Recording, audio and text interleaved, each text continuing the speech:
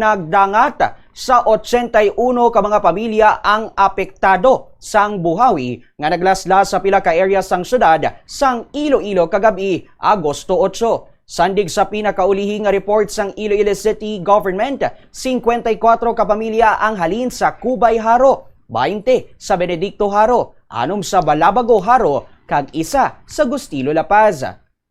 Sa amo nga initial report, 52 ang na-damage nga mga balay kung sa diin 48 gid ang yara sa Barangay Cubay. Subject pa ini sa validation kag verification sang City Social Welfare and Development Office, gani posible pa nga magbago ang numero. Sa interview sang Bombo Radio kay Joy Fantilaga Gorzal, ang spokesperson ni Mayor Raisa Treñas, iya ginpahayag nga gin-activate gilayon ang mga evacuation center. Ginatagan sang local government units sang matulugan, hygiene kits, kag pagkaon paagi sa community kitchen ng mga pamilya nga naguban sang balay. Ginpasiguro man nga mahatagan sang prioridad ang clearing operations ilabi na sa Haro Plaza, kung sa diin may nagkalatumba nga kahoy kag naglapta ang debris kag mga sanga. Sandig sa latest assessment, may 12 ka reported incidents sang nagkalatumba nga mga kahoy,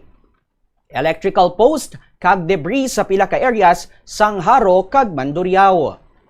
Sang gin-open nato ng atong evacuation center, mismo ang atong alkalde Mayor Raisa Treñas ang hands-on gid nga gimpamplastaran sila dito sang ila sining mga temporary nga tululugan, especially may mga kabataan. So may mga tent naman kita abi nga naka-ready, naka-standby nga in case of any emergency pwede naton gilayon nga ma-deploy, no. So may ara na kita dira kag may mga bedding sila, and the usual kabalo na niyang aton nga team nga once nga may calamity as usual isigida gina-activate nato ang aton 1 ang aton evacuation center. Number 2, gina-providean sila sa mga beddings nila, mga tululugan nila.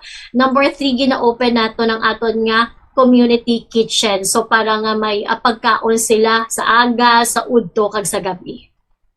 Napatian si Joy Fantilaga Gorzal, ang spokesperson ni Mayor Raisa Treñas.